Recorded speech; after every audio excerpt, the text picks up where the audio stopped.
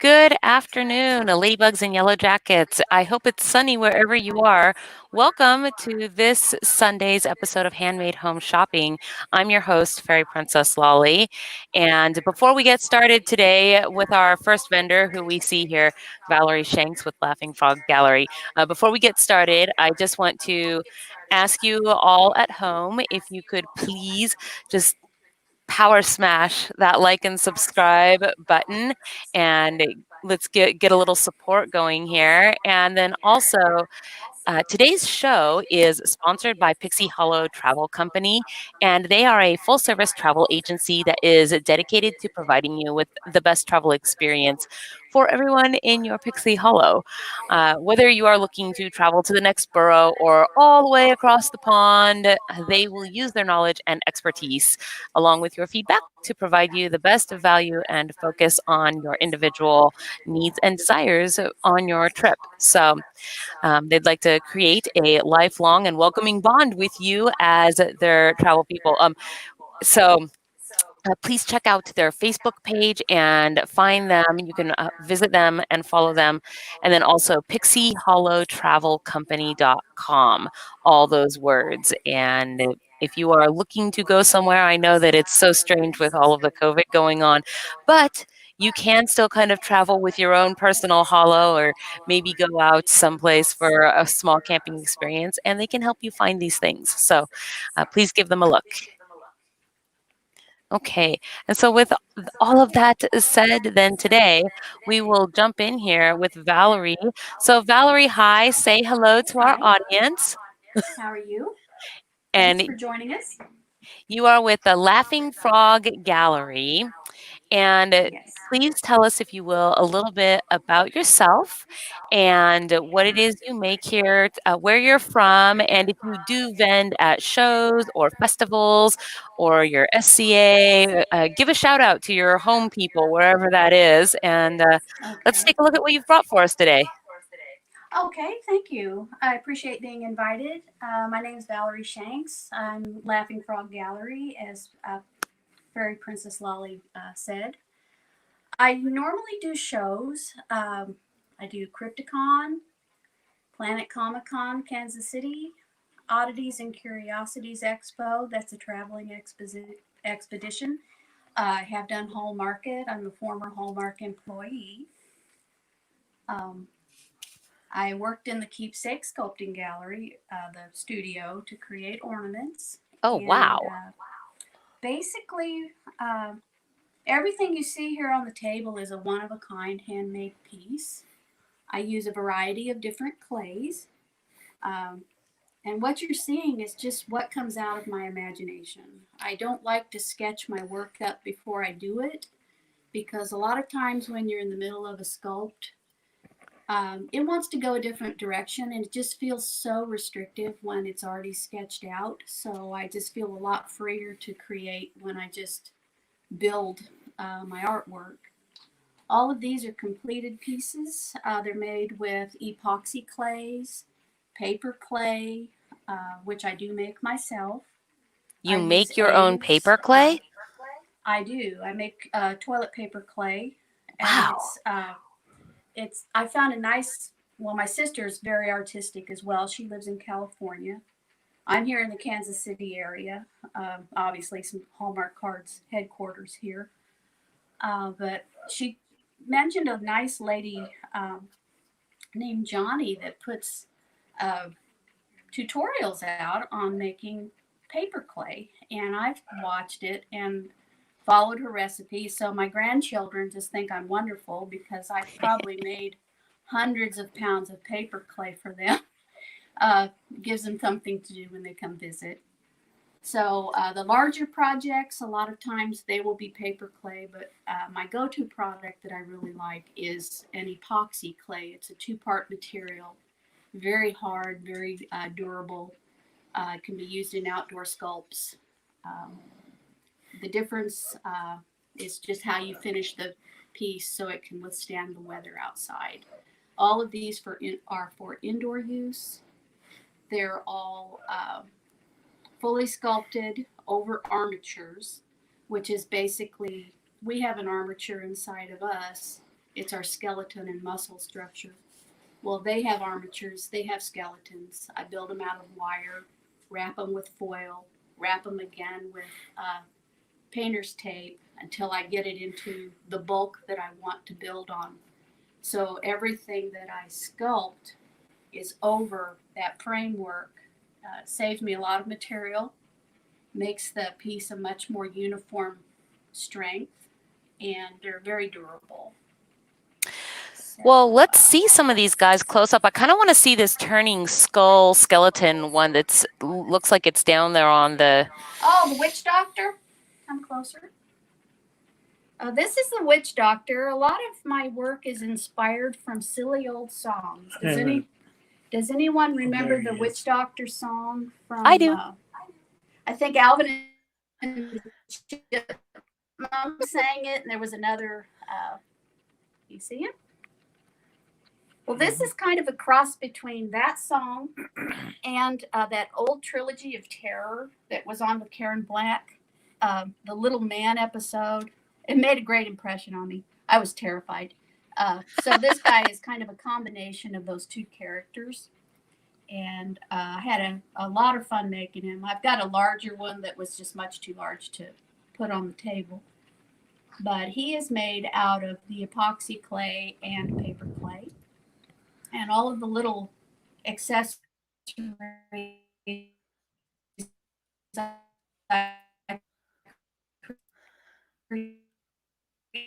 I just love his little... that I think is going to make it work. His little staff that he has with that is a cool looking little guy. Thank you. This is a spider. He's called the not so itsy bitsy spider. And this is out of a new material that's just come on the market. It's still hard to get a hold of, and it's called a cause clay, and that's a polymer clay. And I've just started using polymer clay again. And the reason being is a lot of times polymer clay is not very strong. It's subject to breaking. It can be quite brittle. But this stuff is like a combination between rubber and plastic. After it's cooked, it remains flexible. So it's a much nicer material to use for smaller items like legs and like this tongue. Things that might break if you were to ship them. Well, it probably also gives it a more realistic look, even having that sort of fleshy, rubbery. And I'm curious, because from back here, looking at some of these, it looks like you've got quite a lot of other materials, like the horns on this one guy, and maybe there's like some furry spider bum that I see there. You know. Oh, his little fur. Yeah. This is faux fur, and I just cut a chunk of that, and it's wrapped around. I made a ball, and it's stuffed, so it's got aluminum foil. It's just packed, and then I sewed the fur on there, and then I gave it a haircut until it looked the way I wanted it. So yeah, I mean, it's just I have these visions of things I want to create, and then I just build them. So like this one over here, you know, point to that one. The little green monster holding the snake. Yeah. That's creating balloon animals over there. Oh, yeah. I love that concept. And the snake has swallowed the balloons, so the little monster's feeding the snake the balloons so he can create a balloon animal. So it's just, somebody said I'm slightly twisted, which I'll own that. I don't mind. And it's just kind of like a cartoon comes to life in my imagination, and that's how I create most of my work. Well, these are really incredible sculptures. And so I know that we talked right briefly before we became live about the one that's right in front of us here, Frida the Frog Lady. Is that what it was? Yes, it's Frida the Frog Girl. Frida the Frog Girl. I had a little small one, and well, I've gone through several of these little characters. This is the largest one I have made so far. And she's inspired by old carnival characters, the little sideshow characters. They're also called little freaks. And my husband, when he was a kid, there was a carnival that had come to this little small town in Missouri where his grandmother lived. And the carnival guy, he's yelling out, "Come see Frida the Frog Girl. No neck and large protruding eyes, just like a bullfrog." And that has been a joke with us for years. And he likes to recite that little carnival spiel. And so I created Frida. Can we see a close-up of Frida? I'm curious, like, how do you do their eyes? And these are hand painted. so it's not an eyeball that is, say, embedded into the clay. It's actually the clay that is sculpted, and then on top of all of your awesome sculpting abilities, you then have very detailed painting. You actually painted these eyeballs on there. Yes, and it just depends on what I want out of the expression.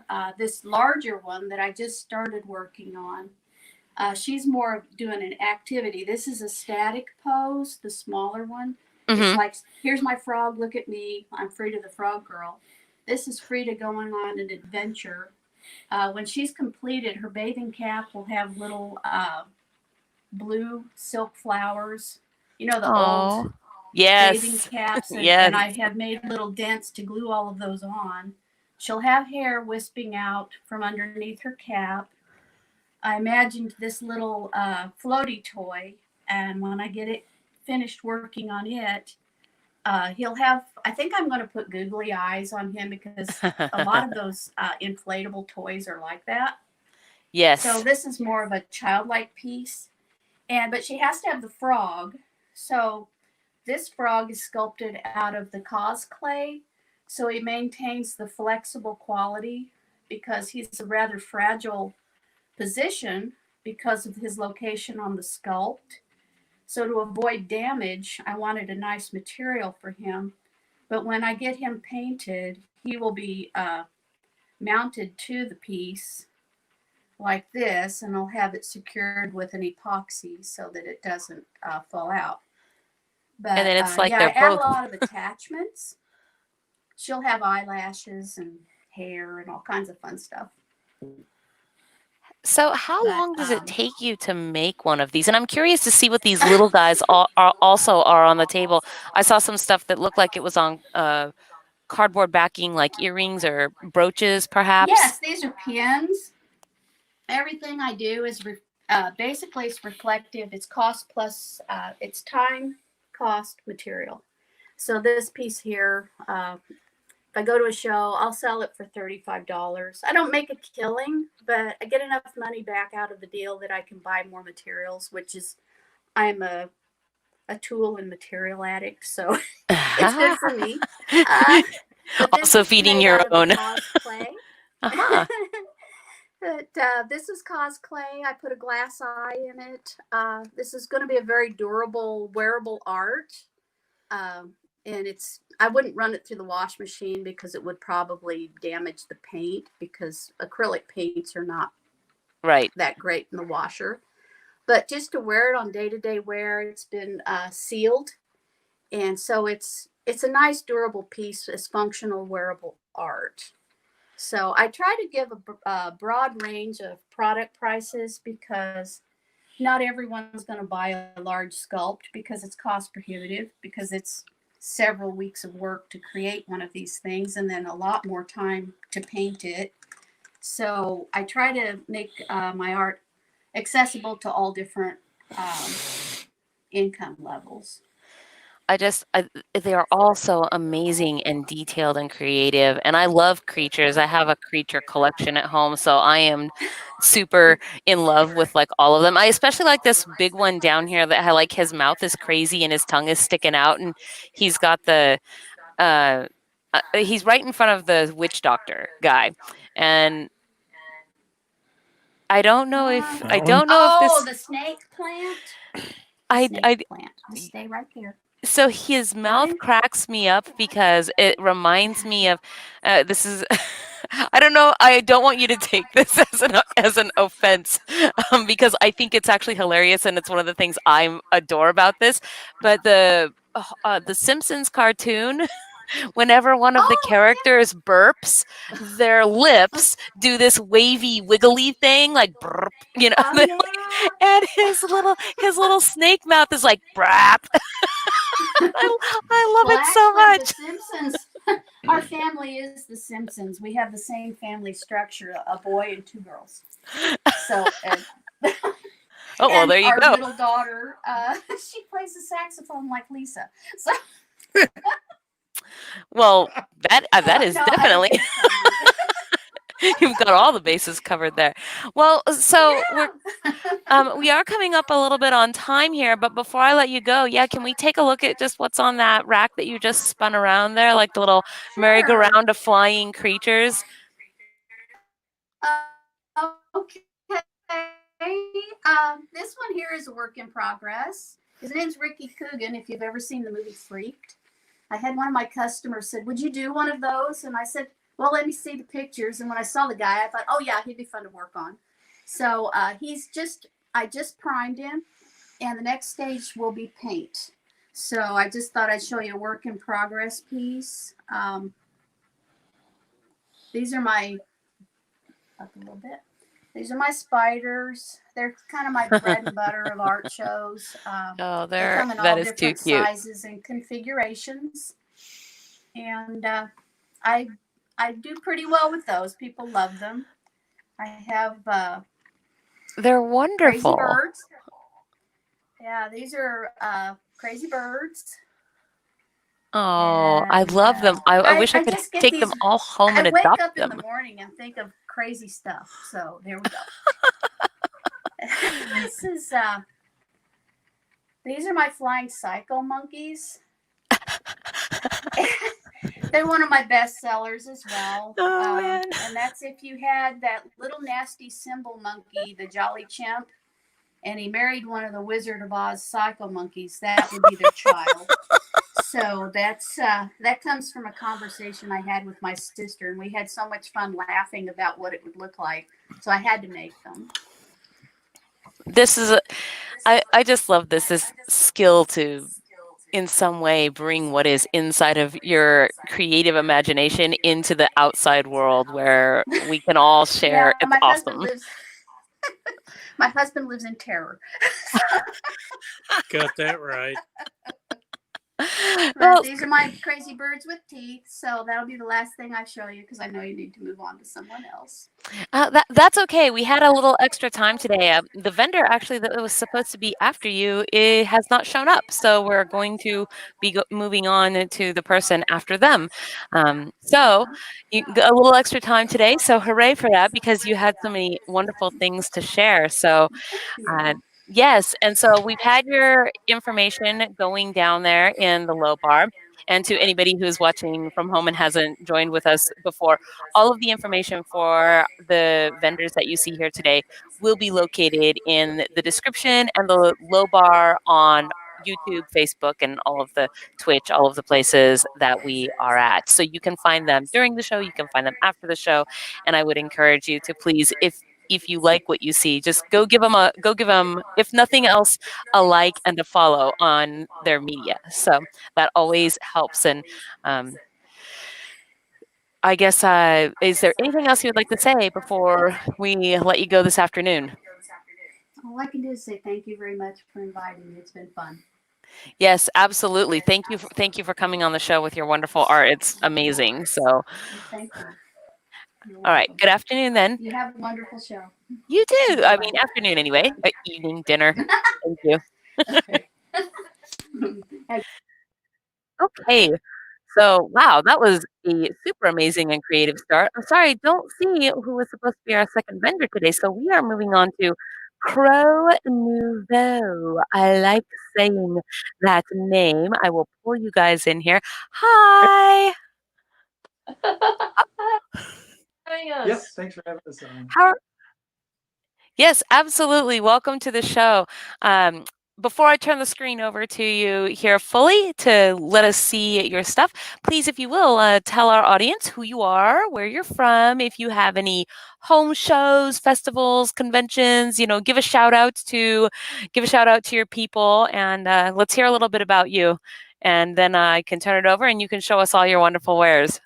Well, we are Crow Nouveau, purveyors of pretty shiny things. Indeed. And this is Brian Barnes. I'm Sherilyn Barnes. And we're hooked together in it. She's the boss and I'm the minion. He's the minion. The minion. Is he a good minion, or do you need to go to the goblin market and find new ones? Sometimes, but then she brings me back. But We do festival. We do Bristol Renaissance Festival, and we do yeah, so as well as let's see, so a couple of holiday fairs here. we live in St. Paul. Yes, St. Paul, actually St. Paul, Minnesota. Minnesota. So, That's all. yeah. Well, all right, then I'm going to embiggen you guys so that we can really get a good look at your stuff. And yeah, but there you are. And I know your face was so cute. And let's go ahead and see what you've brought to show us today. All right. Well, and I have the weird glasses on.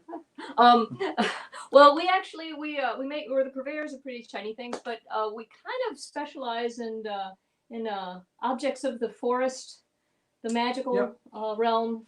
Yeah, we tend to a lot of acorn and oak leaf themed items and just little charms. Yes. Hold things in front of the camera still, so yes, the camera can focus on it real well.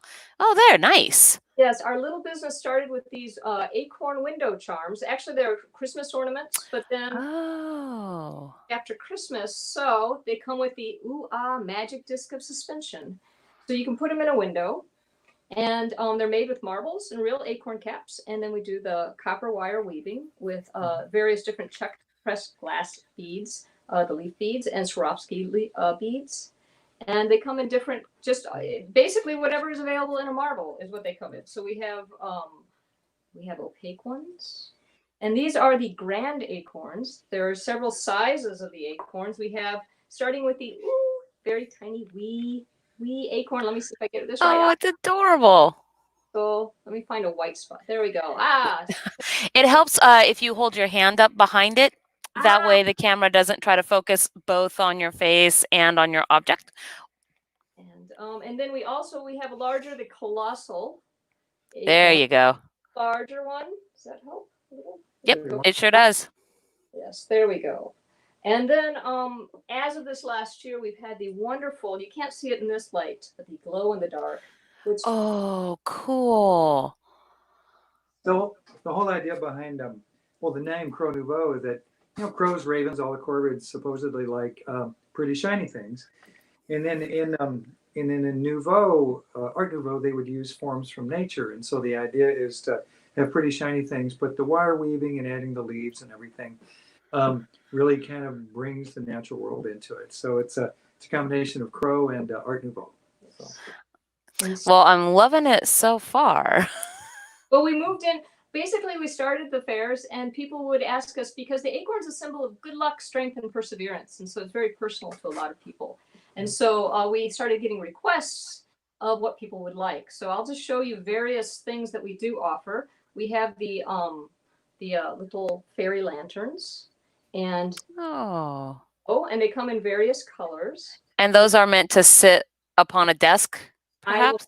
They actually will go if you have a little fairy garden. Oh, okay, I see. And they're the glow in the dark ones, it looks like. So at night they do the little light up business. Yeah. That's awesome.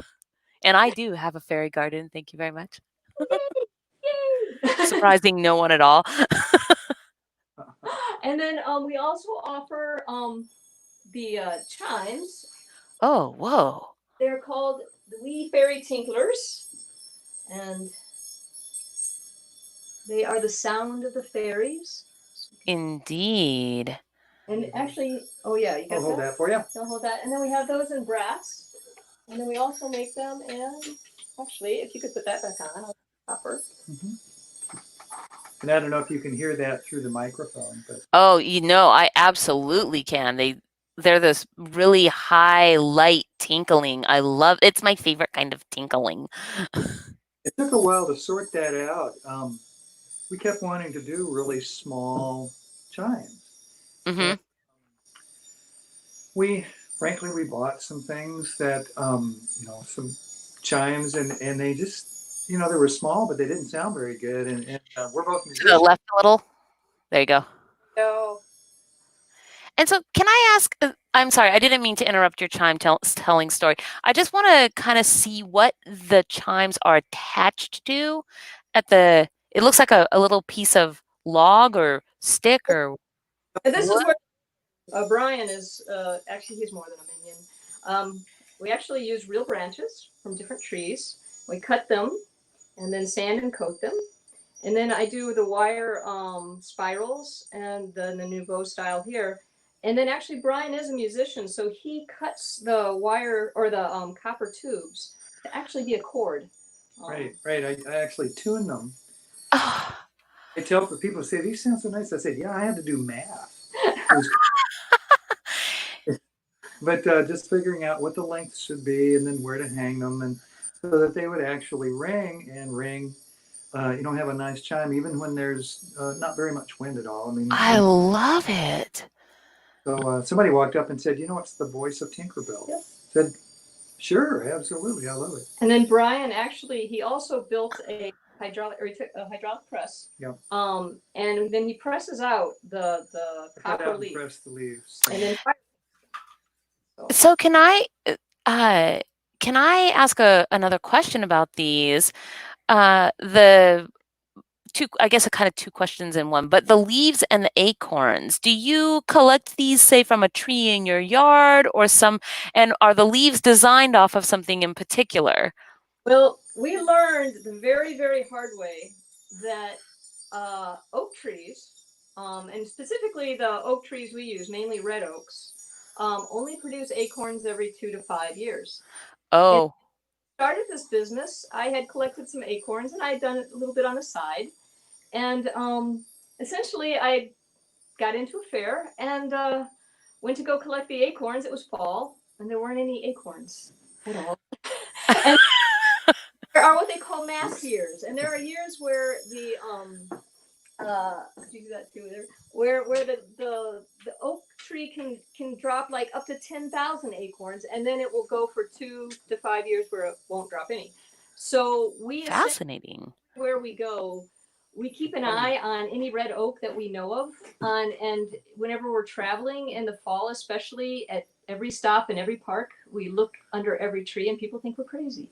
But they look at us and go, "Oh, those poor people." Yes. So, they're out there gathering acorns. And fortunately, in the fall, we do the Carolina Festival. And that was my first festival. And some of the cast members came up to me, and I was only doing the ornaments. And they said, could you do jewelry? And so they said, could you do earrings? And I'm like, well, you know, the smallest acorn I could get at that time was just the wee size, which would be kind of big.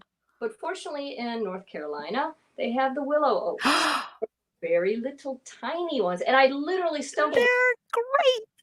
And so we collect those in the fall when we're in Carolina, and they can go on to little earrings.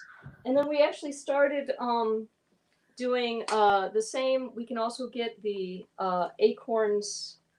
Oh, yeah.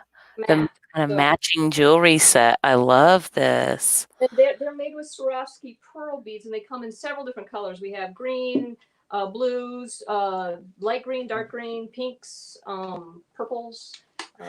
Have you ever tried making those chimes in a teeny tiny, small enough way that you could put them on earrings? Oh my goodness, no. But see, this is where we get our ideas. Yes, we'll let you know. I mean, if you do, I would like to be your prototype test subject, because I should love to hear rings on her fingers and bells on her toes. She shall have music wherever she goes. We will work on that. You know, It's a lovely idea, it's actually. a lovely idea. It could be done. I think it could be done. Yeah. A little bitty teeny piece of wood. Mm-hmm. And I'd have to find the right size copper, but hey, We can do that. A challenge is afoot, sir. And then actually, while I'm talking about the jewelry, we also offer like different kinds of pendants. So these are called the little fanciful, let me go this way, fanciful pendants, where they're made with marbles. Yes. And they kind of just go there. I've And got on my gemstone. they also come in the glow and dark versions. If somebody had a marble or something that they wanted you to use in particular, if they were to ship it to you or something, would you be able to do that? Yes, actually, well, I usually have to find out what size the marble is to see if there is an acorn cap that fits it, since we don't make them, the caps themselves. But I've had some really lovely commissions. At Bristol, we had a woman who, her father had recently died, but he loved oak trees, and he collected marbles as a boy. And so she brought me some of the marbles, Oh, cool. all of the children, and so they gave them It thing, is, and it it is was memorial. Yeah. and it was just like so gratifying, because the acorn meant so much to them, and then they all had, and so yeah, people will come up, and it's fun, to try to work with things, especially the personal things. Yeah, definitely. I mean, what an amazing gift, and it sounds a meeting of, I don't know what word I'm looking for, but I think you get my idea.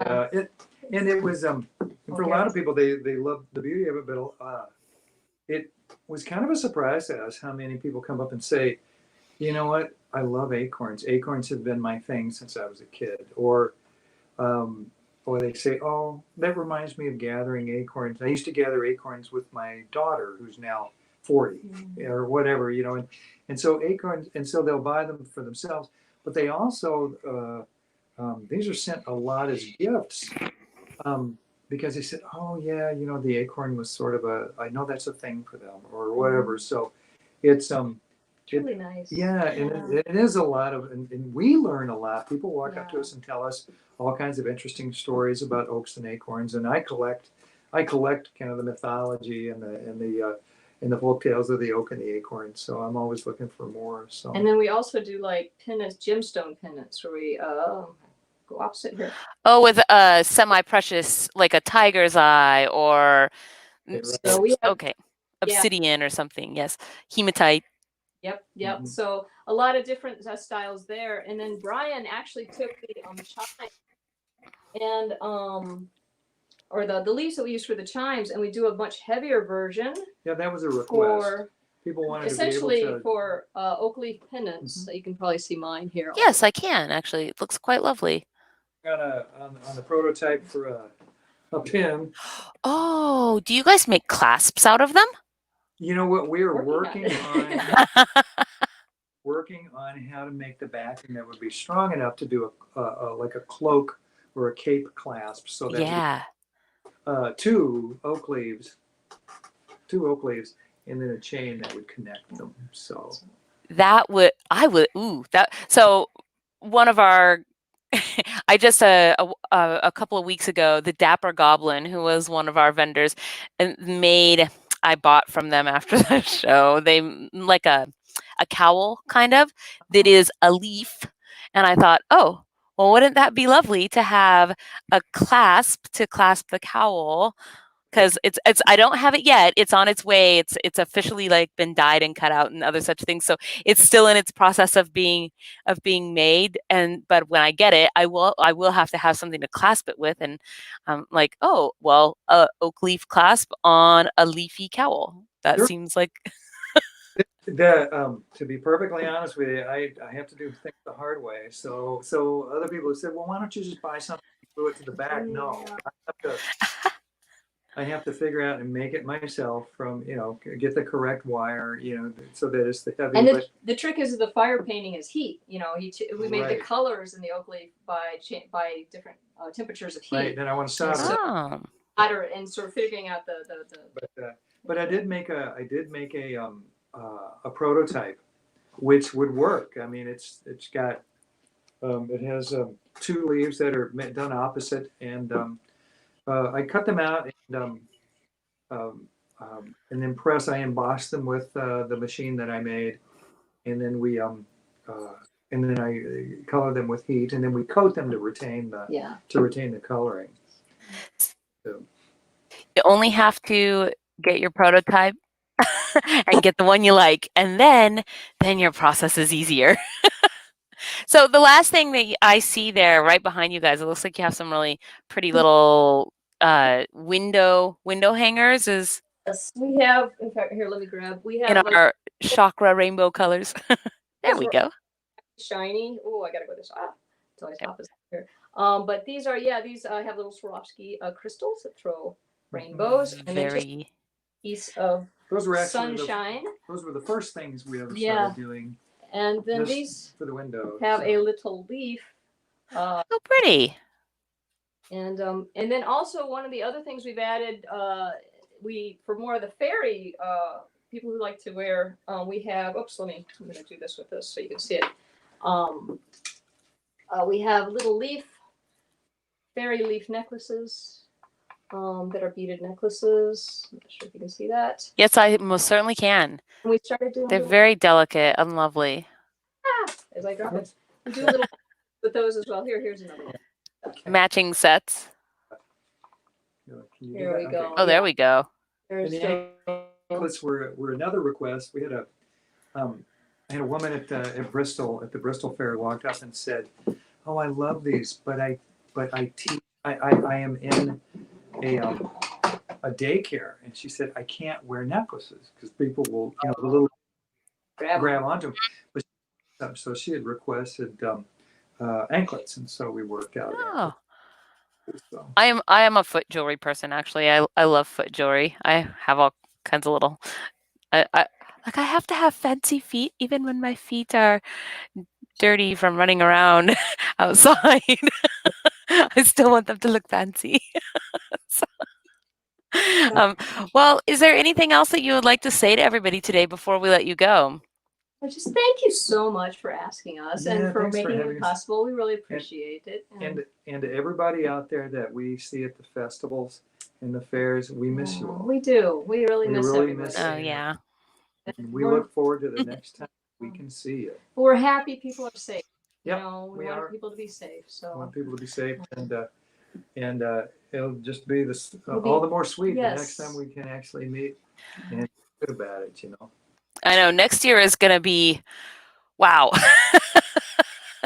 It'll be an explosion. If you can hug, it's going to be a hug fest everywhere. I think so. All right. Well, thank you so much for coming on the show today. And again, everybody, their information is in the low bars. And I'm going to follow up with you guys on those earrings, man. I really, you're not getting off the hook on that. So. Can send it to you. Thank you so much. All right. Well, take care. Thanks. Okay. Bye-bye. Bye.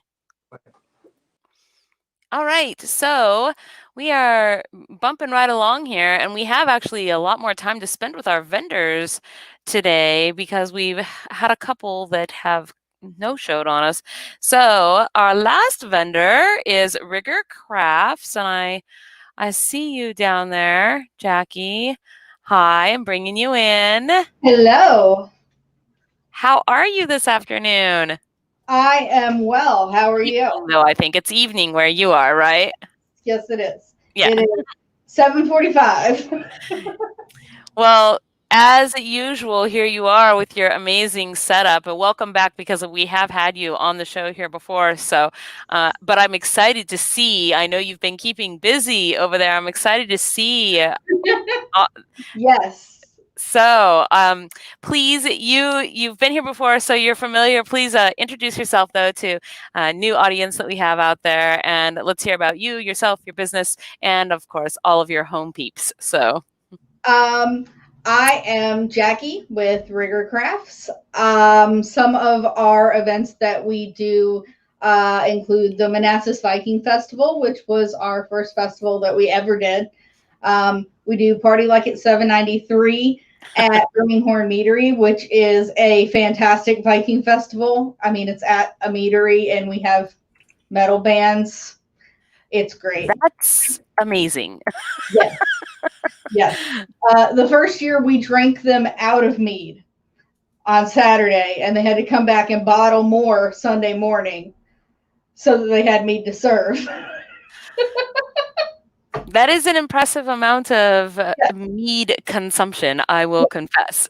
Yes. We also do different Celtic festivals.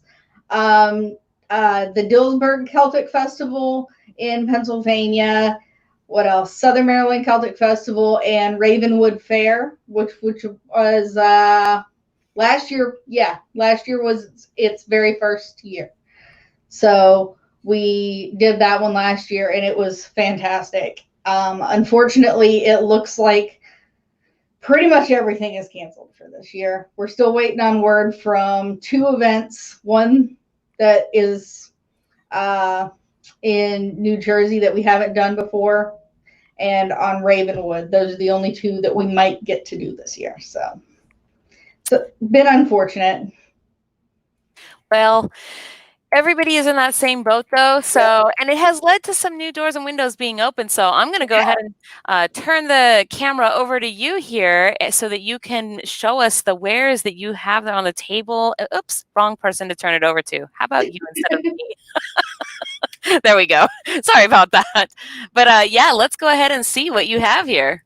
All right. Well, we are based out of Baltimore, Maryland. So for those of you who weren't familiar with some of the events that I was talking about, we're out of Baltimore, so we do events in that area. My husband is actually, he makes stuff with our company. I'm not going to go over too much because I'm not the expert on beards, if you can't tell. But he makes all natural beard care products. She's got our, going across the bottom there, rigrcrafts.com. On our website, there's a whole section on our beard and hair care products. So you can find the beard oil and hair serum. We have cedar, all natural cedar combs that are laser etched. That's my husband's face on one side. And then it's got do they come with different designs on them? No, just that design because we ordered them in bulk. Gotcha. Buying our own laser engraver, but when you buy electronics like that from China, they don't last long. So then there's that. Yes. We also have beard balm, and we've been doing some subscription boxes. Have been buying some of our products, and some ladies have been getting the beard balms, and we get what the heck am I supposed to do with this? Well, some of the things that I've been telling people that I use the beard balm for, because I actually use it on a pretty regular basis. When we go to events, I know you're probably in the same boat I am. You wear your hair up, so you always end up with the big puff at the front from the wind and humidity and everything else. This is the secret right here, beard balm, and it's all natural, which is great. What is it made from? In the beard balm, I'll just read you the ingredients. Okay. We have hemp seed oil, grapeseed oil, sweet almond oil, castor oil, aloe vera oil, sandalwood oil, beeswax, shea butter, and cocoa butter. And in that one, everything is organic, but it's not vegan because it's got the beeswax in it. The oil, everything is organic and vegan. Obviously, not the soap because it has, which I don't have the soap out, but the soap has a goat smoke base. So okay. It's not vegan, but it's all natural, organic, yada, yada, yada. All right. So moving on from his stuff, wanted to get his stuff out of the way here. I do jewelry. I do historically inspired jewelry and modern jewelry. And one of the things I thought was funny, I actually got up in the middle of you talking with the last vendor. You were talking about the earrings that were wind chimes. And I don't know if you're going to be able to hear these. Oh my gosh. I cannot hear them actually. So I can hear them hitting against the cardboard, but not against each other. So they must be very light tinkling. Yes, they are very light tinkling, but when you put them on your ears, you can hear them. So they're not annoying to other people, but they're really relaxing.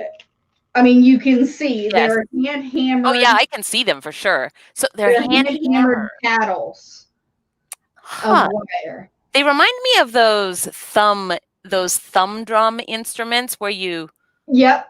I don't know what those are actually called. So But I know what you're talking about, but each individual one, let me see if I can pull one of these off of here. Each individual one of the little dangly fringe bits yes. is Yes. hammered, so it's flat on the bottom. Yes, I can absolutely see that. So they're all hanging off of that little triangular piece there. What intricate work. Must Yeah. take a bit of patience doing that for sure. Yeah. Yes, everything is very tiny. So I went and pulled those out just for you. Oh, after the other chime earring comment. You were talking about the wind chime earrings. I was like, oh yeah, I made those. Let's see here. Some of the things that I have, we will just start over here. What I specialize in is Viking knit jewelry, which is a historical form of chain that was most popular in the late Viking Age. If you look on my Facebook page, I have several videos of the whole process and the history behind it for anybody who wants to get super in detailed. But for the purposes of keeping this short, it's okay. We have 10 minutes, so feel free to elaborate a little bit, if you will. I can talk about this for like 30, 45 minutes. Maybe not quite that long. But this was a very popular chain style in the late Viking Age, and there's plenty of archaeological finds for the necklaces, bracelets. Somewhere I have the brooch necklaces. So I'm gonna, if I can, I'm gonna pull your website up here really quick because I know you have some very close-up pictures of this on your website, and so I kind of have gone and there we go. Yes, and this is what we're looking at right here. This Viking knit, right? Yep. And under each one of those, there's a picture of this piece that's right here in the center here. If you click on any of those listings, it'll have a picture of my Viking knit next to what I have here, which is, if you look at the very last picture, I believe. Yep. So that's my Viking knit, is the bronze that's not oxidized against that is an actual artifact from Viking Age Scandinavia. Oh, this is? Yes. And it's part of my actual collection. And so you have made your design specifically off of this real artifact. Correct. There's several different versions. There's a single. Again, I could talk for hours. There's single knit, double knit. It's very similar to regular knitting. And the one that I have is 3 loops double knit, which is what I do most of my work on. So the smaller chains, like I think the one that you're actually on, the listing that you're on, is a smaller chain. Yep, that's a 3 loop double knit chain. So that chain is silver, but it's actually the exact same knit as what the one that I have in my collection is. That is amazing. I did not know that, and that's super cool that you've used an actual historical, like a real historical piece to model your design off of. So I like to joke with people. I don't make money off of this. All of the money just goes back into buying more artifacts. I have a problem. Reenactors have a problem. There are many worse things. What do you like to do? I like to buy, you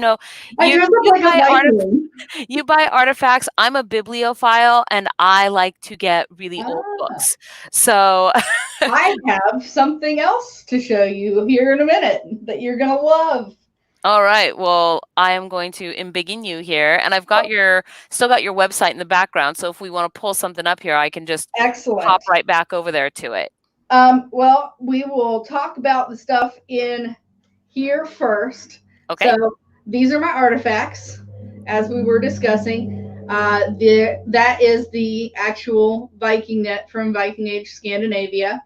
And some of the pieces that I recreate, I have a whole historical recreation section on the website. I do the tweezers here. I got a pair of them here.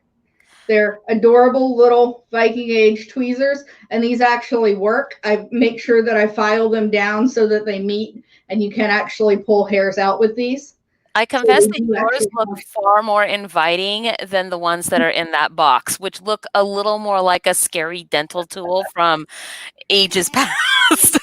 These have had a little bit of they've been beat up a little bit, but when these were new, they would have looked a lot more similar to this. The nicer finds that are in museums that are in a lot better shape look a lot more like this. But that's, the original, kind of the original Viking Age version. Right. This is also a set of tweezers, but they're very hard to see. They're flat. So it's just flat pieces of wire. I also do. It seems like, how the point of tweezers is to be small to get little small things, and those look weird and wide. They are. But if you are, if you're like me and you're half Sicilian and you got to pluck your mustache, then you got to use the big tweezers. I can't believe you just said that. Oh dear. Okay, and so I see what you have there in your hand too. You have a cloak clasp. I do. Speaking of cloaks and shawls and other such things, you were listening. Yes, this is a penannular brooch, is the technical term here, and I actually have one there that this is based off of, and this is actually very similar in size to the original. There, if I just let that drop there. What kind of metal is that you've made this out of? I do most of my work out of brass. I prefer working with brass because it hardens, work hardens easier. And copper takes a lot more work to get it to the point where it's going to hold up and stay hard and stay in the position that you put it into. Because of I'm going to get sciencey here, the molecular structure of the metal with copper, and we all know it's copper, bronze is stronger than copper, and then brass is harder than bronze. But the way that you harden copper-based metals is once they're softened, once they've been heated up, I think of them as fat, happy molecules. Happy molecules. they're round, and if you think of a tube or a piece of pipe, and you've got marbles in the tube, and you twist the tube. Oh, right. Yes. You can move the tube fairly easily. Yes. But if you've ever taken a piece of copper wire or something and bent it and then tried to bend it back, it doesn't want to bend back as easily. Right. To go straight. That's because as you work with it, those molecules go from fat, happy molecules, and they go down and down and down and down and down until they turn into bricks. So if you had that same tube and it was full of Legos that were all put together and you tried to turn it, it's not going to bend. Right. So that's the same concept as the working with copper. Brass, you don't have to work it as much to get it as hard as you would with pure copper. So that's why I prefer with stuff like that to work with brass, because I don't have to work as hard to get it hardened up. So let's see some of these awesome pendants that are right in front there. Can we see those? Yes. One more thing I wanted to show you, though. Oh, okay. One more thing then pendants. Yep. Okay. Oh, yes, we are. We are doing horrible on time. Look at No, me. we're doing great. It's okay. It's not as if we're gonna puff like a pumpkin carriage at midnight. So This is another recreation piece of a 14th century hairpin from the Museum of London. And this one, again, you can go on the website and look and get a more close-up view. But the coil around the top is actually a coiled coil of wire. And it's actually based off of a museum piece in the Museum of London. And that's a really neat piece. And they actually function to hold your hair up. okay. I was like, I'm looking for it right now. Hold on. I can pull this up. There So it is. yep. So here's the hairpin. And there we go. Nice and big. So it's actually a coiled coil of wire. So how much wire even goes into this? I don't know. I don't take it off the spool. I just coil it. It's beautiful. It's very elegant, I think. It is. It is. It was part of, I forget the name of the lady, but it was a certain lady that her historical jewelry collection had been passed down through the family, and it eventually got donated. And it was part of her jewelry collection. So the pendants. Yes. You are very happy to see here. Nice and shiny. All right. Let's see if I can hold them at the right angle to where the light's not going to blind you. The one that I wanted to point out to you, if you go on the website and go under the Yggdrasil pendants, the Tree of Life in Norse. Oh, what? Sorry. These are beautiful. This one is actually made. I found a vendor who makes cabochons, which are the stones that I normally use. And it's that one on the top right there. It's actually made from the pages of Hamlet. What? Oh my gosh. You could see the words that are in there. Yep. This is the one. And, it's funny because Count Morbid, who is one of our regulars on Fey News on Wednesdays, he is a huge Shakespeare fan, and especially Hamlet. And that is super cool. I got him making me some more. He's doing some out of Macbeth, and I forget what else I ordered, but I ordered 2 other books that he was doing some pieces out of. This is amazing. How does he, whoever, so how do we hardened with resin?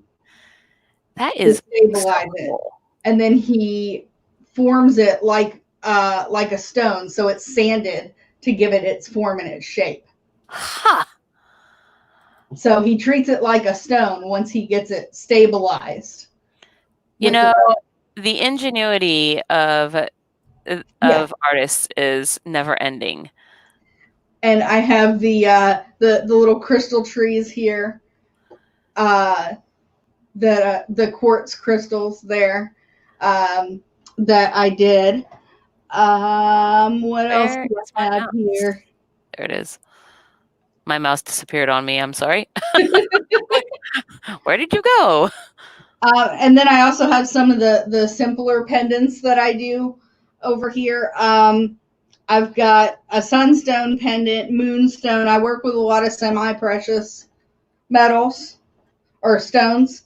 Mm-hmm. So this is, if I can get my bearings right, this is the moonstone one there, and the sunstone, which is a really nice piece of sunstone. It's really glittery. You can even tell in the light inside. Yes. And this is one of my favorite pieces, and I'm still really upset that it hasn't sold. Maybe the truth is that you're not actually upset that it hasn't sold, because in your heart of hearts, you have kind of put a claim on your own thing, and you either need to just claim it or let it go. But this one right here in particular, is made of coprolite, which What is is coprolite? agatized coprolite, which is dinosaur poop What? that has been replaced with minerals. So the fact that that one is red means that it came from a carnivorous dinosaur. So scientists have figured out that the more colorful it is, the more meat that animal ate. Therefore, that came from a carnivorous dinosaur, and that is its agatized poop. It's a very Jurassic piece, if you will. That is one of my favorite pieces. And then I've got my my Celtic spiral stuff. I think I had just started on these when I did the first show with you guys, which is what I have on the big screen here. Yes, I do recall that for sure. Let's see. Let me see if I can find a close-up of that here in your shop. Is it under jewelry? Celtic inspired jewelry. Here we go. Yep. Okay, let me pull that real quick. You can probably find a close-up of that fairly quickly. Oh, and yeah. dropping stuff. There we go. It's gone. It's done. Wait, what's gone done? Oh, it's right there. I dropped the bracelet. It's too you far dropped away. it. It's gone. But I do it in brass, which is what the shiny one is up here, and oxidized copper, which is newer, which is why I'm out of it, because people keep ordering it as soon as I put it up. So, what does oxidized copper mean versus regular copper? So oxidized copper, we all know that copper gets the patina on it when it gets old. Or wet. So if you sweat. Yep. Yes. So if I got this piece here. So I've got this nice shiny piece here, which is a hairpin that I just made. Mm-hmm. Still brand new, fresh. Hasn't been exposed to the air for very long. This has been chemically oxidized, so it's nice and darkened, just like all of the pieces that are in here, which are bronze. After about 10 years or so, copper, bronze, that sort of thing, they get the green patina to them. Yes. When you chemically oxidize, which is how I get it to look antiqued, as quickly as I do, then the pieces will turn this really, really nice dark color. And that's the difference. Without having the weird patina on them. Yes. Yes. And obviously if you don't take care of your jewelry correctly, then you're gonna the faster your jewelry is gonna oxidize on its own. Sure, of course. And a lot of people like that quality about copper jewelry because then it's yours. Yes. You bought it, it was new, it was shiny, it was pretty, and you've antiqued it and worn it and aged it, and where you wear it and where it rubs up against your skin, it stays shiny.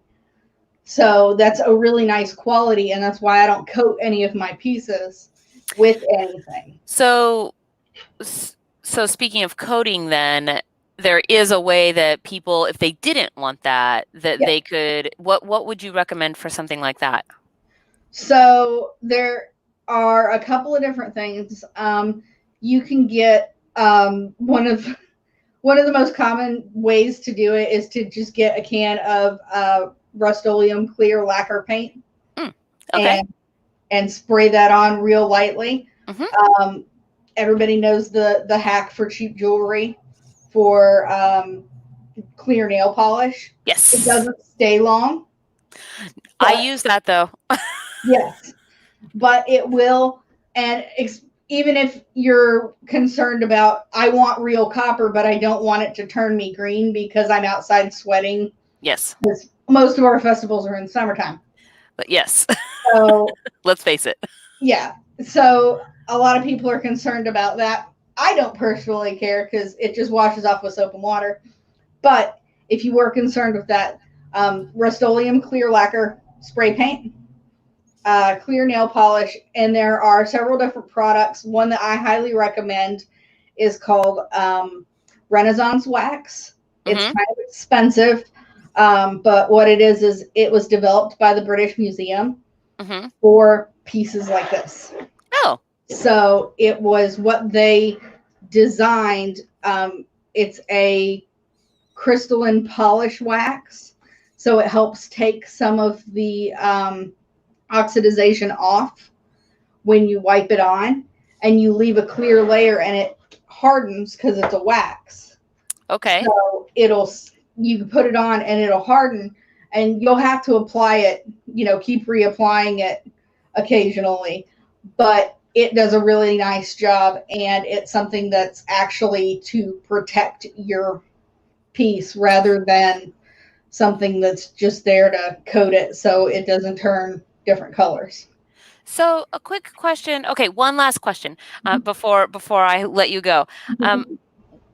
With regards to, since we're talking about oxidation and whatnot, how do you recommend to clean the wire wrapping thing, jewelry that you have? Because that wire that's wrapped is quite tight, and it's not really places that you can get in between with any sort of a rag or anything like that. So how would you recommend to clean that jewelry in a safe way that isn't going to damage it or the stones or?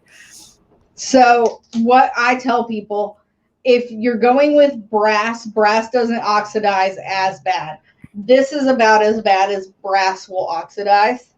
Okay. And it has never turned my skin green. I've worn this for over a year and sweated and gotten it gross. Mm-hmm. So if you're going with brass, I just tell people, if you want it to stay that way, just make sure you store it properly, because this I don't store it properly. And therefore oxidize. Oxidized and old. So always make sure your piece is dry and wash it with soap and warm water, like Dawn dish soap. Yes. And a soft cloth. Okay. And I give you a care card with every piece of jewelry that you buy. Yes. Okay.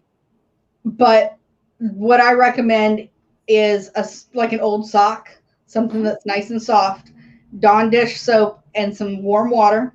Mm-hmm. Make sure your piece is completely dry and store it in an airtight bag. Okay. That's the key, because oxidization comes from being in contact with oxygen. Right. So if you store it in a Ziploc bag or an airtight, storage container, something like that, then it's not going to oxidize nearly as bad as if you just left it out like I do. Well, you can always make your own. As it turns out, the artist, and you can just, yeah. So, well, thank you so much for coming on the show again today. It was wonderful to have you back, and I love seeing all of your new work that you've got here. This is great. So we'll have to get back with your other half about beard care here in the future, right? Yes. Yes. So, well, have a wonderful Sunday afternoon. I just want to say again, thank you everybody for joining us today on the show. And if you want to shop with any of these vendors, all of their information and links are in the low bar and or descriptor, depending on if you're watching on YouTube or Facebook. But you can find all of that information below, and it will be there. It's not going away or disappearing. So please feel free to share and check out their work. So today is Sunday. I should know that, but fairies and what is time. So today is Sunday, so we will be back with you again here on Wednesday for not handmade home shopping, for Fae News Network. And so I will bid you all adieu. Tomorrow is my mythical day off, and we have some company visiting us, and I believe we're now going to do spa day with some things, some face masks that we got from vendors. So we've been waiting, and it's very sunny out. Great. Yes, right. So, all right. You have a good afternoon, and thank you everybody for joining us. Hit like and subscribe, and we will see you on Wednesday. Bye-bye. Bye, everyone.